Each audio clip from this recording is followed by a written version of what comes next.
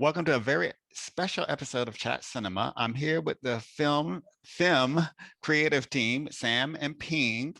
Film has gotten a lot of press on the film festival circuit, deservedly so. And congratulations, you guys were nominated for Best Short Film for the BAFTA. And you guys also won the BIFA, right? The short film. Wow. So you see, you guys are really going. You're on a roll here. All right, so let's get started. All right, so in your film, you have a bit of a, can I say, an anti-hero in Jordan? Yeah, I think, well, we could. I suppose it's arguable Uh-oh. that we could call him. How would you describe him? I describe him as Unexpected uh, hero. an unexpected hero. Yeah, Oh, okay. I suppose the word hero. He's protagonist. Let's say protagonist. Oh, okay, we'll go with protagonist. Okay. Yeah. I think that's because I think hero comes with such specific kind of connotations, doesn't it? Of like sort of good and bad. And I think we didn't really want to play with those poles in the film. That wasn't really the axis we were kind of aiming for. So I think he's the lead. He's the character that we see the world through. Is he a hero? I think, we could debate that. How did you two come together to make this project? Okay. Sam, do you wanna take our mythology? Do our origin story. Our origin story. Ping and I have been friends for many years. I don't actually know how many years, but we met originally through my boyfriend. Ping was a friend of his, so I guess it must be like 6 or 7 years, I reckon. And we lived together for a while, and just we just had a lot of like shared interests. We like the same, we just video games, and we played Dungeons and Dragons together. We had like very similar kind of like what people might call nerdy interests, and also Ping is a theater director, or has been a theater director for 10 years, and I've been screenwriting for about the same amount of time, and we'd always wanted to work together, but either Ping had been away directing something or I'd been on a show, and the right idea had just never come about. And then one day we were watching Good Time, the Safdie brothers film, and really enjoying it. And afterwards we had this whole conversation about how much we love that kind of late night thriller, crime thriller, sort of neo-noir genre, but we feel like we never see kind of queer characters centered in those films. We never really feel like, we kind of feel like we're not allowed access to that genre. Usually when they're in there, they're off to the side somewhere. Sometimes they are comic relief. And so we just wanted to twist that, to like put our stamp on it, to say, F you to that. Right. And that was originally where the idea came from. Oh, okay. Then let me ask you something. This movie, you guys were pushing the bounds, as we say, this very confrontational queerness. How do you address that? I think we wanted to make a loud statement. I think, and we didn't want to pull our punches. I'm just trying to think about how much to talk about, because I think no spoilers.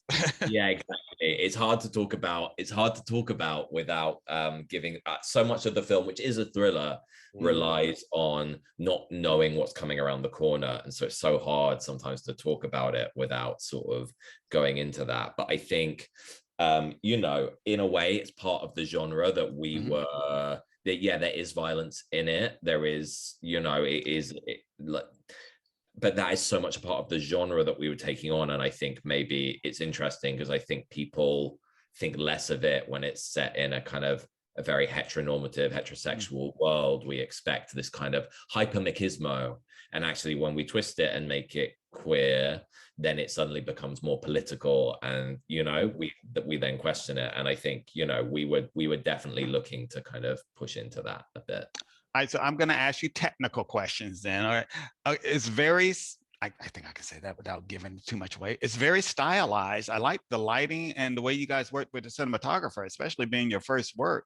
It's usually, I mean, I'm just being honest. Usually when I see that type of style, I think, okay, a commercial director, Ridley Scott, or someone who has a lot of experience. But you guys seem to have handled it very, very well. Congratulations on that. That was really nice.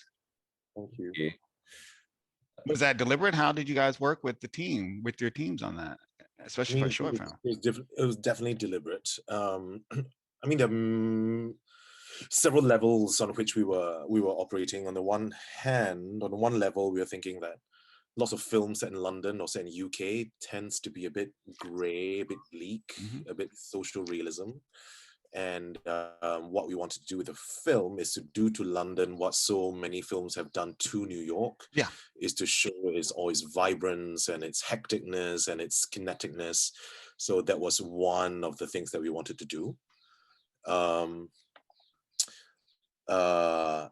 And we were really interested in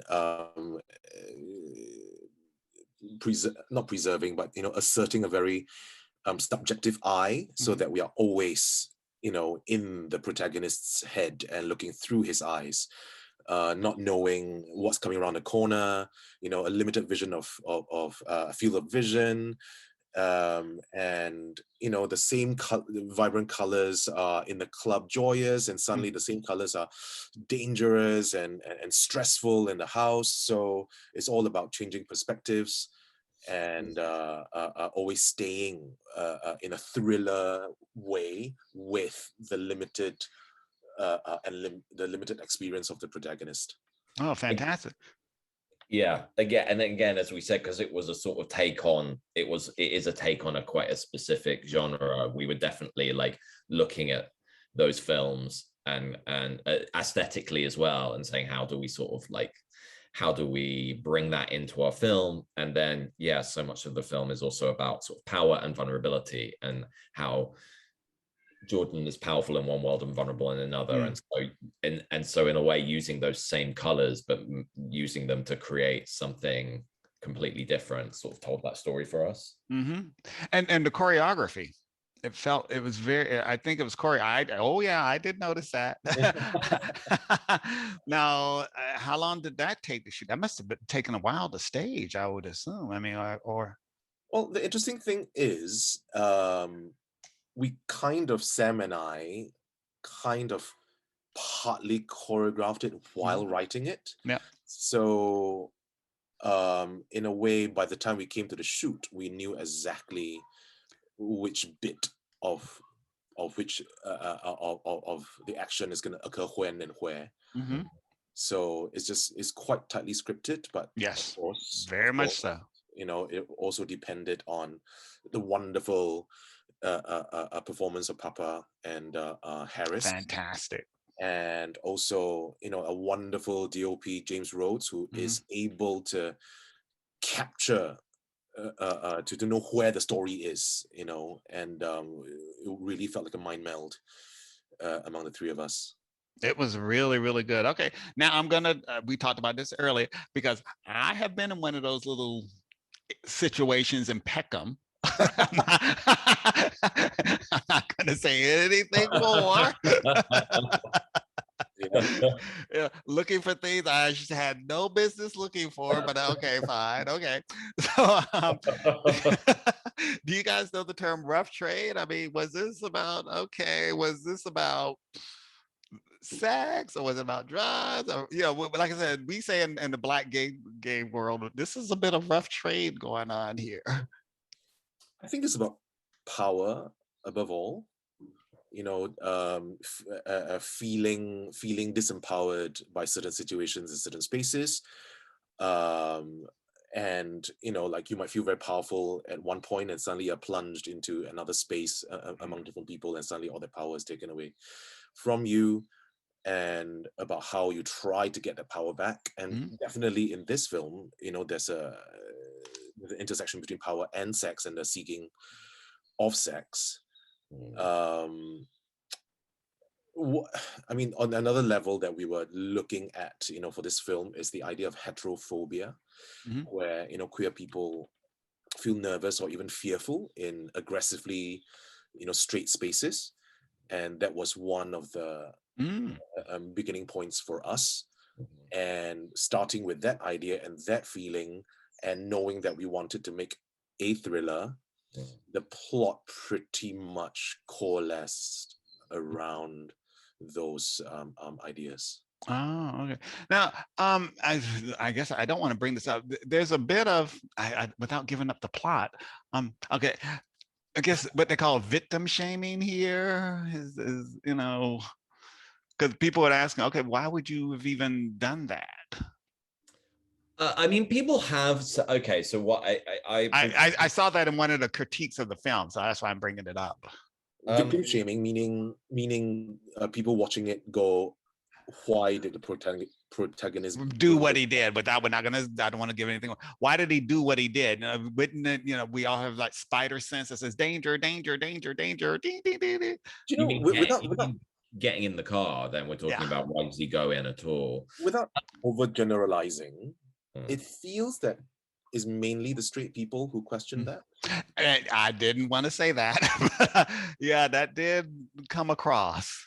A lot of gay. It's interesting because a lot of gay friends of ours who have watched it, they sort of understand it in the same way that we do. Oh, I understand really it. Trust complimented that part. I mean, it is sort of the rough trade thing that you're talking about. It's also there's an attraction to danger that is that I feel like we understand. We put ourselves in situations. I mean, even looking kind of at sort of a very obviously we have a history of having to put ourselves in danger to have sex, right? Yep. That is like that's in our DNA. It's true. It's our history. We had to hide. We had to go to the cruising grounds and like put ourselves at risk of being arrested or worse. And even now we Grindr is still quite often. I've used it. I've gone to people's houses that I don't know. This is something that is, you know what I mean? Like, but like this is I do it the old-fashioned way. Friends I don't use Grindr.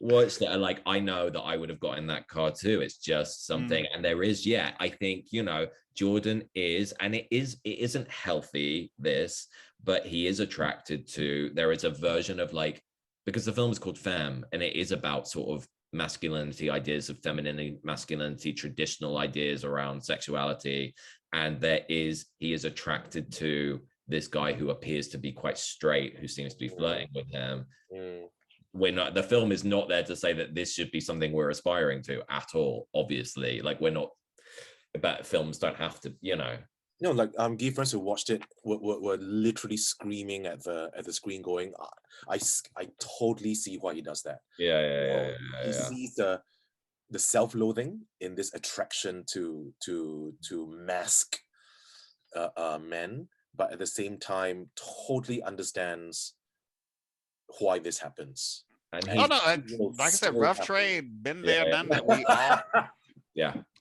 all, it's like there's an angel on my shoulder and God's watching over me. It's like, if insurance companies knew some of the things we did, we would never have. So yeah, I understand, Jordan. I mean, like I said, and it was a really good performance. But thank you. Okay, so last question: what are you guys working on? Can you give us a secret, a hint? Tell us a secret.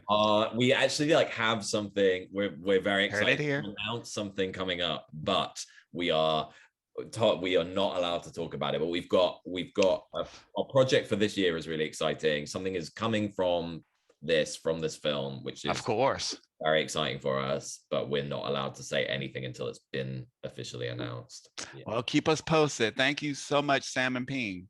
Good luck at the BAFTAs. Thank you. Thank you so Take much. care.